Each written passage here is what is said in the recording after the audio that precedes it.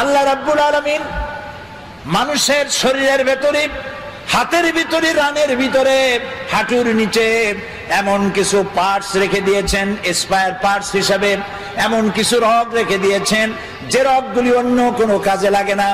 চিকিৎসকগণ সেই রগগুলি কেটে নিয়ে হার্টের বাদ পড়া রক্তরে বাদ দিয়ে নতুন করে হাতের থেকে রগ নিয়ে আবার রক্ত চলাচল করে মানুষটার জীবন আবার ফিরে পেয়ে যায়। এই হচ্ছে আমার আল্লাহ তাআলা, সুবহানাল্লাহ। এই হচ্ছে আমার আল্লাহ তাআলা। কিডনি লাগবে দুইটা, একটা আল্লাহ দিয়েছেন কয়টা? দুইটা। চোখ একটা হলেও সারত, কিন্তু আল্লাহ দিছে কয়টা? দুইটা। শোনার জন্য কান কয়টা? দুইটা। এই কান যদি গাধার মতো লম্বা হইতো, পুলিশের হাতে পাইলে টানতে টানতে নিয়ে যেত। শোনার কামও হবে আর দেখার সৌন্দর্য হবে। সুবহানাল্লাহ কবেন না? আহারে, আল্লাহ তাআলা বলছেন ফি আইয়ি সূরাতিন মা শাআ রাক্কাবা, কি সুন্দর করে তোমারে বানাইছি, একটু তাকায় দেখো। আরে হাতের চামড়া, পায়ের চামড়া দেখো, বুকের চামড়া, পিঠের চামড়া দেখো। পায়ের উপরের চামড়া একরকম, পায়ের তালুর চামড়া আর এক রকম। পায়ের উপরে, পাতার উপরে যে চামড়াটা, ওই রকম চামড়া যদি হতো পায়ের তলে, প্রত্যেক দিন জুতায় হাফসুল করে যেরকম, ওই রকম হাফসুল করা লাগলো পায়ে। হাতের তালুর চামড়া, পিঠের চামড়া, বুকের চামড়া, পিঠের চামড়া একরকম না। সুবহানাল্লাহ বলবেন না? তারপরে নাকটা একদম মুখের কাছে রাখা হয়েছে, যাতে করে আপনি খাবার দিলে আপনি বুঝেন।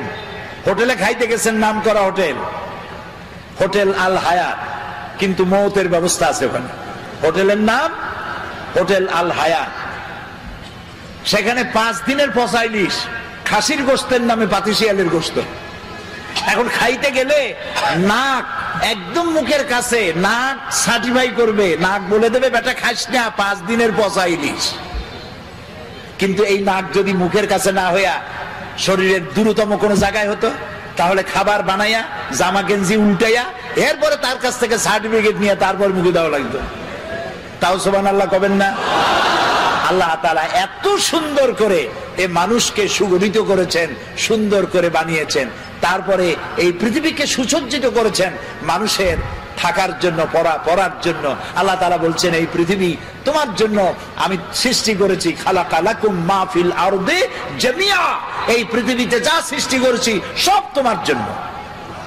বিজ্ঞানীরা বলেছেন হিমালয় পাহাড়ের অত্যুচ্চ শিখর থেকে শুরু করে আটলান্টিক মহাসাগরের অতল তলদেশ পর্যন্ত যা কিছু আছে সব মানব সেবায় নিয়োজিত, সব মানুষের সেবা করছে। এই মাত্র 50-60 বছর আগের কথা হবে। প্রশান্ত মহাসাগর, প্যাসিফিক ওশান, প্রশান্ত মহাসাগরের ভিতরে একটি নদী আবিষ্কার হয়েছে। এই নদীটা 400 কিলোমিটার লম্বা আর 150 কিলোমিটার চওড়া। সমুদ্রের মধ্যে নদী, তার মানে কি? তার মানে হচ্ছে সমুদ্রের পানি কি নোনা না মিঠা? বলেন সবাই, নোনা পানি। ওই এলাকার পানিগুলি আল্লাহ বানাইছেন মিষ্টি, এটা আবিষ্কার হয়েছে।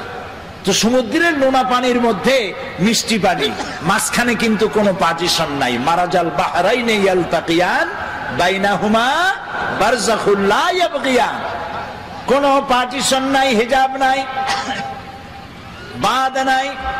নোনা পানির ভিতরে মিষ্টি পানির ব্যবস্থা আল্লাহ রাব্বুল আলামিন করে রেখেছেন। জলচর প্রাণীরা যেন পানির অভাবে কষ্ট না পায়, মিষ্টি পানির অভাবে কষ্ট না পায়। কোন নাবিক যদি নৌ চলাচলে সামুদ্রিক জাহাজে চলতে গিয়া রিজার্ভ ট্যাঙ্কির পানি ফুরায় গেছে, পানির অভাবে যেন মরে না যায়। লবণাক্ত সমুদ্রের ভিতরে মিষ্টি পানির ধারা আমার আল্লাহ চালু করে দিয়েছে। পানির এক নাম বলেন, আরো জোরে বলেন। এই পানি যদি 10 ফিট উঁচা হয়ে আসে সাতক্ষীরার উপর থেকে, নাম হবে কি? একটু আগে ছিল জীবন আর তারপরেই মরণ। এই পানি না হলে পৃথিবীর মানুষ বাঁচবে না। সেই জন্য এই পৃথিবীর 4 ভাগের 3 ভাগ কি? পানি। সুবহানাল্লাহ। একটা মহাদেশ আছে, যেই মহাদেশের নাম হলো অ্যান্টার্কটিকা। আস্থা মহাদেশটা হলো পানি। পানিকে আল্লাহ তাআলা বরফ করে রেখে দিয়েছেন। পানির যদি ঘাটতি হয়, এই বরফ গলায় দিয়ে আল্লাহ পানি পূরণ করে দিবেন। মাটির তলায় পানি, খালে পানি, বিলে পানি। আচ্ছা বলেন তো, আপনাদের এলাকায় কলারোয়ায়, এই সাতক্ষীরায়, ঝাউডাঙ্গায়, তারপরে এদিকে আরো কি কালীগঞ্জ, তারপরে শ্যামনগর, প্রতাপনগর, আশাশুনি, কয়রা, বেয়াড়া, আরো কি আছে না, ওগুলা বুনিয়া নাকি, পাইকেসার, সব আমার মুখস্থ। এই এলাকার নদীগুলো সোজা না বেঁকা বেঁকা? হ্যাঁ, সমস্ত খাল আর নদী কি বলেন, বেঁকা বেঁকা। কেন? সোজা যদি হইতো তাহলে দুই দিকের মাটি সমানভাবে পানির পরশ পেত। বাঁকা বাঁকা করে সব দিকের মাটি পানি নিতে পারে এই ব্যবস্থা করেছে আমার আল্লাহ রাব্বুল আলামিন। এরপরেও মাটির আরো পানি প্রয়োজন, প্রাণী জগতের আরো পানি প্রয়োজন। সেজন্য রব্বুল আলামিন বলেন, আল্লাহুল্লাযী আরসালার রিয়াহা ফাতুসিরু সাহাবা ফাসুকনাহু ইলা বালাদিন মাইয়িতিন فأحيينا به الأرض بعد موتها كذلك النشور سبحان الله الله الذي أرسل الرياح আল্লাহ হচ্ছেন তিনি যিনি বাতাসকে প্রবাহিত করেন, সমুদ্রের লবণাক্ত পানিগুলি উত্থিত করেন, মেঘমালায় পরিণত করেন। সুবহানাল্লাহ। এই মেঘ কে বানায়? পানি কে উঠান? আনতুম আনজালতুমুহু মিনাল মুজনি আম নাহনুল মুনজিলুন। ওই আকাশ থেকে পানি কে বর্ষণ করে? তুমি করো না আমি করি? আল্লাহ করেন। এরপরে এই মেঘকে আল্লাহ অর্ডার করেন, বাতাসকে বলে দেন বাতাস মেঘ টেনে আশা শুনি কালীগঞ্জ এবং সাতক্ষীরার আকাশের উপরে নিয়ে যা। আপনারা আবার মনে মনে খুশি হবেন না যে সাতক্ষীরা বুঝি কোরআন শরীফ আছে। এগুলো আমি ব্যাখ্যায় বললাম। আল্লাহ যখন অর্ডার করেন, মেঘ পরিচালক ফেরেশতা মেঘ বাতাসকে হুকুম করে, আল্লাহর হুকুমে বাতাসে মেঘ চলে আসলো। কোথায় আসলো? সাতক্ষীরা আসলো। আসলো কোথায়? এবার আল্লাহ যদি ইচ্ছা করেন, মেঘের পানিকে কলসির মতো কান্দা দিয়া যদি ঢেলে দেন, তাহলে ঘর বাড়ি ভেসে যাবে, মানুষ শেষ হয়ে যাবে। আল্লাহ রাব্বুল আলামিন কণা কণা বৃষ্টি নাজিল করে দেন, ফোঁটা ফোঁটা বৃষ্টি। এই ফোঁটা ফোঁটা বৃষ্টি পৃথিবীর শুষ্ক বালু কণা কোথায় আছে খুঁজে খুঁজে বের করে সমস্ত শুষ্ক বালু কণাগুলিকে আল্লাহ সিক্ত করে দেন। তারপরে মরা জমিনকে আল্লাহ তাআলা জিন্দা করে দেন বৃষ্টির পানি দিয়া। মরা জমিন কি হয়ে গেল? জিন্দা হয়ে গেল। এখন চাষ করেন, বীজ বপন করেন। আল্লাহ তাআলা বলেন, এই যে বীজ বপন করলা, আনতুম আনশাতুম শাজারাতাহা আম নাহনুল মুনশিউন। ওই মাটির তলায় যে বীজ তুমি বপন করলা, ওটা তো পচায়ও দিতে পারতাম। ওই মাটি ফাইরা বীজটা অঙ্কুরিত হলো। কে করলো? তুমি করছো না আমি করছি? সুশীলরা করছে না বুদ্ধিজীবীরা করছে? কে করছে? জোরে বলেন, আল্লাহ তাআলা। এভাবে আমি ফসল উদ্গত করলাম, ধান হইল, ধানের মধ্যে চাউল দিলাম। যদি চাউল না দিতাম, লাউ নাশাউ জাআলনাহু উজাজান, না লাউ নাশাউ জাআলনাহু হুতামা ফাযালতুম তাফাক্কাহুন। যদি আমি ওই ধানের মধ্যে চাউল না দিতাম, তাহলে তুমি কি করতা? বাল নাহনু মাহরুমুন, কপালে আঘাত করতে আর বলতো, আরে মাহরুম হয়ে গেলাম, বঞ্চিত। ধানগুলারে আল্লাহ সিটা বানাইতে পারে না? কে বলছে? আল্লাহ নিজেই বলছেন, আমি ইচ্ছা করলে সিটা বানাই দিতে পারতাম। তাহলে আমি তোমাকে বানাইলাম, কে বানাইছে?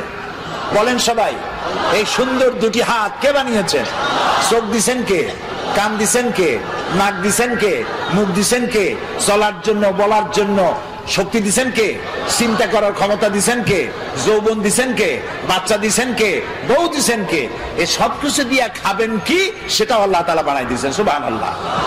জমিনে ফসল হইল, আরে জমিনকে আল্লাহ অর্ডার দিলেন, আমার এই জমিন এত ভালো, বাংলাদেশের এই মাটি এত ভালো, আমার প্রিয় জন্মভূমি বাংলাদেশ। নাম কি? তাও এরকম আসতে কইলেন, জোরে কর না, আরো জোরে কর। এই মাটি বড়ই সুন্দর। আঙ্গুল দিয়া নাড়ায়া নাড়ায়া কদুর বিচি বপন করে দিলেন। পরের দিনে 2 পাতা, তারপরের দিন লতা, 6 দিন পর ফুল, আর কয়দিন পর কদু ঝুলে পড়লো।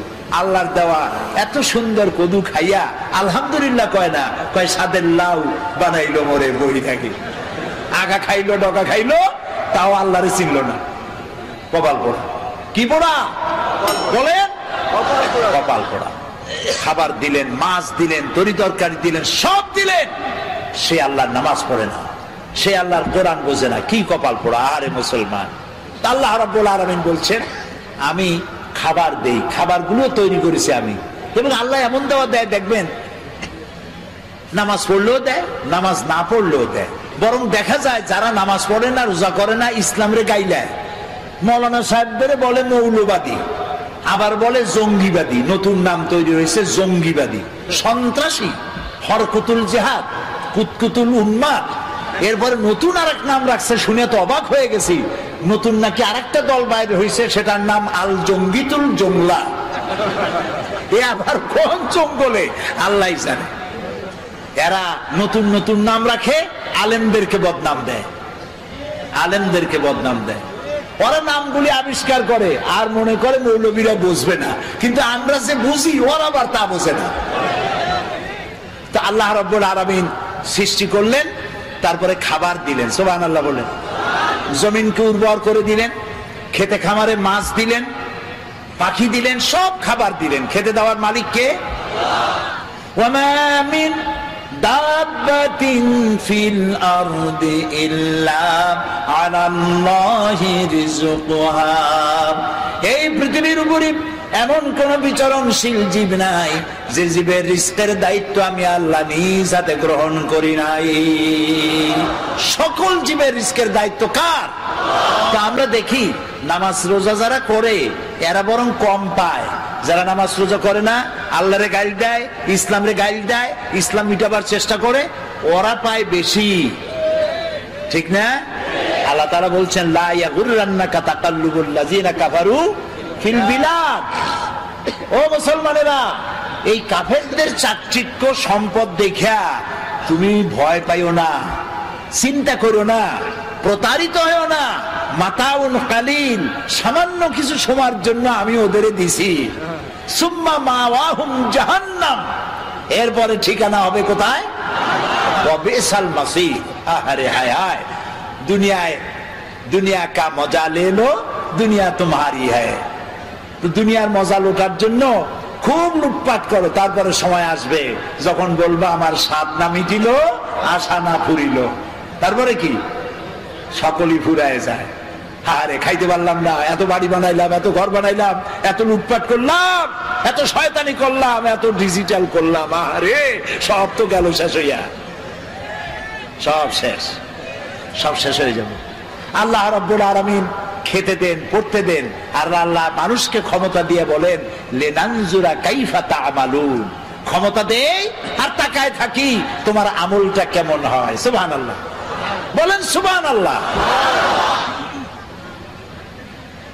সমুদ্রের মধ্যে যে এই যে আপনাদের বাড়িতে টেলিভিশন ডিশ লাইন আছে না, এই ডিশ লাইনে উপকারও আছে, ক্ষতিও আছে। এত সব বাজে ছবি আসে, এগুলি বন্ধ করা ভালো, কন্ট্রোল করা ভালো। কিন্তু ভালো ভালো ছবিও আছে, যেমন ন্যাশনাল জিওগ্রাফি একটা চ্যানেল আছে, ডিসকভারি একটা চ্যানেল আছে, এনিম্যাল প্ল্যানেট একটা, এনিম্যাল প্ল্যানেট একটা চ্যানেল আছে, আছে না? এই চ্যানেলগুলি আমি মাঝে মধ্যে দেখি। সমুদ্রের ভিতরে সব থেকে বড় জলচর প্রাণীর নাম কি? তিমি। নীল প্রজাতির তিমি যেটা, সেটার ওজন ৫,০০০ টন পর্যন্ত হয়। একটা মাছের ওজন ৫,০০০ টন পর্যন্ত। ওটা যে বাচ্চা দেয়, তিমিতে ডিম পারে না, কি দেয়? বাচ্চা দেয়। তো মা যেমন, বাচ্চাও তো তেমন। বাচ্চাটা পৃথিবীতে যেদিন আসে সেদিন থেকে শুরু করে প্রত্যেক দিন তার দুধ লাগে ৫০ থেকে ৬০ মণ। কোন গভর্নমেন্ট খাওয়ায়? আরে বলো, কোন গভর্নমেন্ট খাওয়ায়? নাম কি তার? চিৎকার দিয়া বলো। আল্লাহ তাআলা খাওয়ায়। সুবহানাল্লাহ, সুবহানাল্লাহ। খাবারের দাবিতে সুন্দরবন থেকে রয়্যাল বেঙ্গল টাইগার খাবার না পাইয়া নিজেরা কামড়া কামড়ি করে বাঘ না খাইয়া মারা গেছে, এরকম কোন খবর পত্রিকায় ছাপা হয়েছে?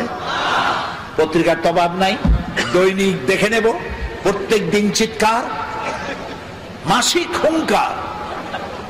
এই যে পত্রিকাগুলি, তো দৈনিক দেখে নেব এই পত্রিকায় কোনোদিন এরকম ছবি আসছে, খবর আসছে?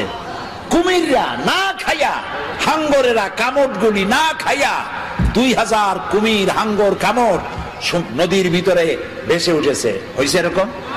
হয়েছে এরকম? হয় নাই। ওরা না খেয়ে মরে না। আচ্ছা এখন বলেন, সংখ্যায় কারা বেশি?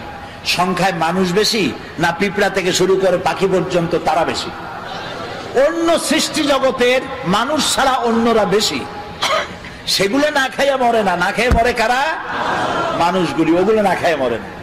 এবার আল্লাহ রাব্বুল আলামিন তিনি বলছেন, আমি খাবার দেই, গর্ত থেকে পিঁপড়া বের হয়, সাপ বের হয়, সুন্দরবন বন থেকে বাঘ বেরিয়ে গেল, সিংহ বেরিয়ে গেল, হাতি গন্ডার বেরিয়ে গেল, পানির ভিতরে পুঁটি মাছ থেকে তিমি মাছ, মহাশূন্যে টুনটুনি পাখি থেকে শুরু করে ঈগল পাখি যে 2 থাবা দিয়া 2টা ভেড়া থাবা দিয়ে উড়ে চলে যেতে পারে, এই শক্তিশালী পাখি, সমস্ত প্রাণী জগৎ সকাল বেলায় খালি পেটে মহাশূন্যে উড়ে বেড়ায়, জঙ্গলে ঘরে সমুদ্রে সাঁতার কাটে, আর সন্ধ্যা হতে না হতে সমস্ত প্রাণীর পেট ভরে দিয়ে আমি আল্লাহ যার যার ঘরে ফিরাইয়া দেই। সুবহানাল্লাহ, সুবহানাল্লাহ। এ হচ্ছে আমার আল্লাহ। সেই আল্লাহর সেজদা দাও না যিনি খাওয়ান, যিনি পরান, যিনি সবকিছু দিয়েছেন, সেই আল্লাহকে ভুলে গিয়েছ। খেতে দেওয়ার মালিক তিনি। কত খাবা তুমি? হাদিসে কুদসি, হাদিসে কুদসি, অর্থাৎ এটা কোরআন না, আল্লাহ বলেছেন। কি সেটা? হাদিসে কুদসির ভিতরে এসেছে, মুত্তাফাকুন আলাইহি, আল্লাহ তাআলা বলছেন, পৃথিবীতে যত জিন এসেছিল আর যত মানুষ এসেছিল, পৃথিবীতে যত জিন আসবে আর যত মানুষ আসবে, যদি পৃথিবীর কোন একটি মাঠে একত্রিত হয় আর যার যার চাহিদা আমার কাছে চাইতে থাকে, সকলের চাহিদা কি একরকম? আমি চাই কুল বড়ই খাবো সাতক্ষীরা, আপনি চান বাউকুল খাবেন রংপুরে, উনি চায় সবেদা খাবেন, উনি চায় গলদা চিংড়ি খাবো, উনি কয় বিয়ে করব, সে কয় বাচ্চা হোক। তো সকলের চাহিদা তো একরকম না, এক একজনের চাহিদা এক এক রকম। এখন আল্লাহ কি বলেন শোনেন, সমস্ত জিন, আগের কথা মনে আছে তো, সমস্ত জিন সমস্ত মানুষ যা আসছিল আর যা আসবে সব এক মাঠে একত্রিত হইয়া তাদের যার যার চাহিদা অনুযায়ী যদি আমার কাছে চাইতে থাকে, আর সমস্ত চাহিদা যদি আমি সবার পূরণ করে দেই, আমার ভাণ্ড থেকে অতটুকুন ফুরাবে না যতটুকুন একটি সুই সমুদ্রের মধ্যে ডুবাইয়া উঁচা করলে যতটুকুন সমুদ্রের পানি কমবে না, আমার ভাণ্ড থেকে তাও কমবে না। এ হচ্ছে আমার আল্লাহ। বলেন আল্লাহ, আল্লাহ, আল্লাহ না কিন্তু আল্লাহ, মুখটা গোল হয়ে যাবে, মহব্বতের সাথে বলেন আল্লাহ, আল্লাহ, আল্লাহ। অন্তরের অন্তঃস্থল থেকে, মনের মণিকোঠা থেকে একবার যদি কোনো বান্দা ডাক দেয় আল্লাহ, আল্লাহ রাব্বুল আলামিন 70 বার সাড়া দিয়ে বলেন, বান্দা কি চাও, আমি হাজির। আহা, জীবনে বহুবার কাবা শরীফে গেছি, কিন্তু কাবা শরীফের ভিতরটা দেখার সুযোগ আমার হয় নাই। কুয়েত আর ইরাকের যুদ্ধ যখন হলো, বাদশাহ ফাহাদ তখন পৃথিবীর 400 স্কলারদের দাওয়াত দিয়েছিলেন। একটা মীমাংসা বৈঠক হয়েছিল মক্কা শরীফে।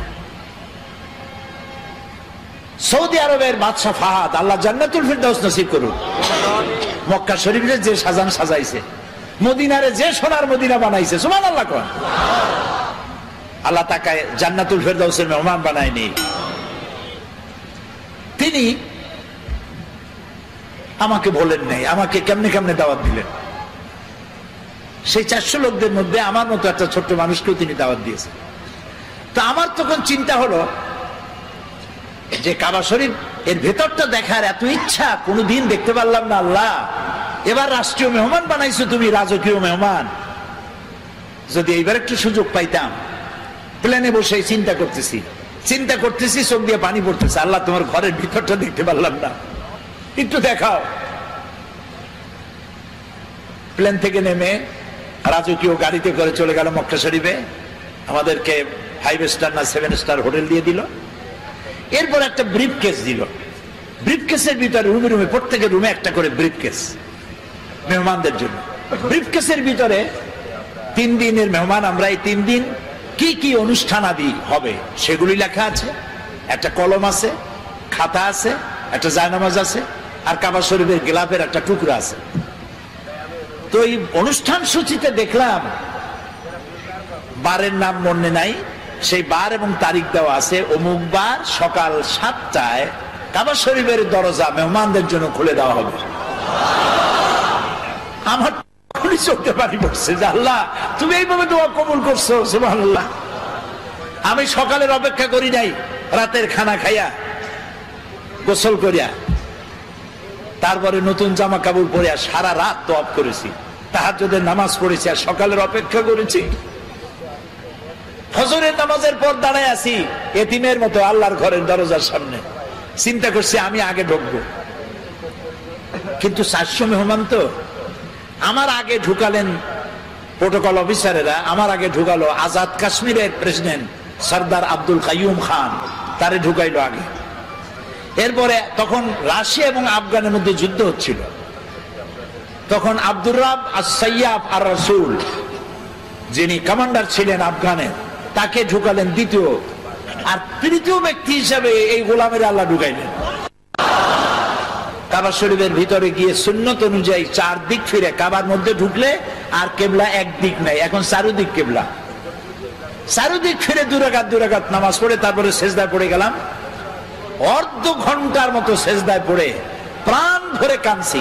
তারপরে আমার চিন্তা হলো এই ঘরের মধ্যে 20-22 জনের বেশি লোক এক সময় ধরে না, তা আমি তো অন্যদের উপরে জুলুম করতেছি, আমার তাড়াতাড়ি বেরোনো দরকার।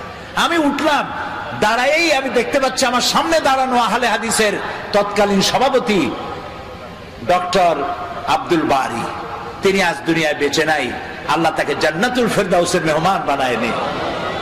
আমি দেখছি বুড়া মানুষ, দাড়িগুলি সাদা, চোখ দিয়া পানি পড়ে দাড়ি ভিজে ভিজে পড়তেছে। তিনি আমারে দেখাইলেন, কাবা শরীফের দরজার দিকে আঙ্গুল দিলেন, এদিকে দেখেন। আমি দেখলাম, আমি তো কাঁদতেছি তখনও, দেখলাম আমার চোখটা গিয়ে পড়লো সেখানে যেখানে দরজার উপরে লেখা আছে ওয়াকালা রাব্বুকুম উদউনি আস্তাজিব লাকুম। তোমার রব বলছে তোমার রবের কাছে ডাকো, রবকে বলো, রবকে ডাকো, তোমার ডাকের জবাব তোমার রব দিবেন। আমি আবারও কানলাম আর বললাম, আল্লাহ আমি এতক্ষণ তোমাকে ডেকেছি, এবার জবাব দেওয়ার দায়িত্ব তোমার। আল্লাহুম্মা লা তারুদ্দানা খাইবিন, আল্লাহ তাআলা একেবারে কিছু না দিয়া ফকিরের মতো খালি হাতে ফেরত দিও না বাবু। আল্লাহর কাছে চাইলে আল্লাহ তাআলা দেন। কপাল পড়েছে মুসলিম মিল্লাতে, সারা পৃথিবীর মুসলমানদের, শুধু আমাদের না সারা দুনিয়ার। এই মুসলমানদের কপাল যদি ভালো বানাইতে হয় তাহলে এই কোরআনের কাছে আসতে হবে, আল্লাহর দিকে ফিরে যেতে হবে। কোন দিকে ফিরে যাবেন? আল্লাহকে। নামাজটা ঠিক মতো আদায় করেন। যুবক ছেলেরা, যুবকেরা মাহফিলে সব থেকে বেশি আসে, আমার কলিজাটা ঠান্ডা হয়ে যায়। আলহামদুলিল্লাহ, যুবকরা আমাদের সম্পদ, যুবকরা আমাদের নিয়ামত। আলহামদুলিল্লাহ বলেন। আপনি আপনার ডানে বাঁয়ে তাকায় দেখেন তো বুড়া দাড়ি পাকা কয়জন আর যুবক কত। আপনি যদি রেশিও ভাগ করেন তো আমার কাছে আমি যা দেখতেছি 10% বুড়া মানুষ হতে পারে, 90% যুবক এসেছে মাহফিলে। এই যুবকরা, তরুণরা আমাদের সম্পদ। আমার রাসূল কি বলেছেন জানেন? আমার রাসূল বলছেন উসিকুম বিশ-শাবাবে খায়রা ফাইন্নাহুম আরাক্কু আফইদা লাকাদ বাসানি আল্লাহু বিল হানিফিয়্যাতি সামহা ফাহালাফানি আশ-শাবাব ওয়া খালাফানি আশ-শায়ুখ ক্বালা নবী সাল্লাল্লাহু আলাইহি ওয়াসাল্লাম। রাসূলুল্লাহ বলেছেন তোমরা যুবকদের প্রতি সহৃদয় হয়ো। কে বলছেন? বলেন, যুবকদের প্রতি, তরুণদের প্রতি সহৃদয় হও। কারণ আল্লাহ তাআলা আমাকে উদারতা সহকারে দিন প্রতিষ্ঠা করতে পাঠাইছেন পৃথিবীতে। এই দিন প্রতিষ্ঠার কাজে আমাকে সহযোগিতা করেছে যুবকেরা, আর বিরোধিতা করেছে। রাসূলুল্লাহ কথাটা কার? আল্লাহ রসুলের কথা। কার কথা? আমাকে দিন প্রতিষ্ঠার কাজে সহযোগিতা করেছে বলে যুবকেরা, বিরোধিতা করেছে বুড়োরা। এবার আপনি দেখেন, ইতিহাস দেখেন, যারা ইসলাম কবুল করেছিল তারা কারা? হযরত আবু বকর ইসলাম কবুল করেছেন বয়স 37 বছর, 40-এর নিচে। হযরত ওমর ইসলাম কবুল করেছেন 26 বছর বয়স। হযরত আব্দুর রহমান বিন আওফ, জুবাইর ইবনুল আওয়াম বয়স 17 বছর। হযরত আলী ইসলাম কবুল করেছেন বয়স 8.5 বছর। 8.5 থেকে শুরু করে সব বিলো 40-এর নিচে রসুলকে সাহায্য করেছে, রক্ত দিয়েছে, জীবন দিয়েছে। আর বিরোধিতা করেছে কারা? আবু জাহাল, আবু লাহাব, ওতবা, সাইবা, মুগিরা, আবু সুফিয়ান, কুষ্টি সুদ্ধা সব 40-এর উপরে। এখন এই মাহফিলে যারা বুড়ো আসছেন আমার, তারা আবার কিন্তু মন খারাপ করবেন না। আমরা ওই বয়সটা পার হয়ে আসছি, ওই যৌবনকালটা পার হয়ে আসছি। সেই যৌবন শ্রেষ্ঠ যৌবন, যার যৌবনকালটা আল্লাহর জন্য দিয়ে দিয়েছেন। সুবহানাল্লাহ। আরে ভাই, যুবকেরা অনেক সময় বলে এখন হলো যৌবনকাল, এখন কি নামাজ পড়বো? বুড়ো হইলে নামাজ পড়বো। বুড়ো হইলে নামাজ পড়বা, বুড়ো কাল পাবা, তার কি কোনো নিশ্চয়তা আছে? এক নাতি, তার দাদা কুজো হয়ে গেছে। কুজো লোক আছে না? হইলে কুজো হয় না? নাতি বলতেছে দাদারে, দাদা বর্ষিটা কিনছো কত দিয়া? দাদা বুঝতে পারছে, দাদা ভাই কেনা লাগবে না, সময় আসলে তুমি একটা মাগনা পাবা। কাজে যুবক বুড়ো, তরুণ যুবক হবে, যুবক বুড়ো হবে, এটা তো ঠিক। তো সেই জন্য যুবকদের প্রতি রাসূলুল্লাহ বেশি আকৃষ্ট ছিলেন। একটা সমাবেশে রাসূলুল্লাহ বক্তৃতা করতেছেন, হযরতে জারীর রাদিয়াল্লাহু তাআলা আনহু, তার চেহারা ছিল চাঁদের মতো সুন্দর। সুবহানাল্লাহ বলে। তিনি মাহফিলে বসার জায়গা পান নাই, এরকম দাঁড়ায় আছে। রাসূল কি নিজের গায়ের চাদর ছুঁড়ে মেরেছেন, ইজলিস ইয়া জারীর, ও জারীর তুমি আমার চাদরের উপরে বসো। সুবহানাল্লাহ। ফাকাব্বালাহা জারীর ওয়া দাম্মাহা ইলাই। হযরতে জারীর রাসূলের চাদরে বসতে পারে কোন মানুষ? সুবহানাল্লাহ। হযরত জারীর চাদর নিয়ে বুকের সাথে জড়ায় ধরিয়া চুমা খাচ্ছেন আর বলছেন, আকরামাকাল্লাহ কামা আকরামতানি ইয়া রাসূলুল্লাহ। হে রাসূল, আমি কি আপনার চাদরে বসতে পারি? আপনি আমাকে সম্মানিত করেছেন, আপনার সম্মান আল্লাহ আরো আরো আরো আরো অনেক বাড়ায় দিন। যুবকদের তিনি সম্মান করতেন। হযরত আবু সাঈদ খুদরি রাদিয়াল্লাহু তাআলা আনহু, তিনি যখন কোন যুবকদেরকে আসতে দেখতেন দাঁড়ায় যেতেন। যুবক আসতে দেখলে দাঁড়ায় যেতেন আর বলতেন, মারহাবাম বিওসিয়্যতি রাসূলিল্লাহ সাল্লাল্লাহু আলাইহি ওয়াসাল্লাম। হে রাসূলের চলমান উপদেশ, মারহাবা, ওয়েলকাম, তুমি আসো, তুমি রাসূলের চলমান উপদেশ। কাদ আমারানা আন নাহফাজাল হাদিসা ওয়া নুআসসালাকুম ফিল মাজালিস। রাসূলুল্লাহ আমাদেরকে নির্দেশ করেছেন আমরা যেন তার হাদিসগুলিকে সংরক্ষণ করি, আর তোমাদের মতো যুবকদেরকে যেন আমাদের মজলিসে জায়গা করে দেই।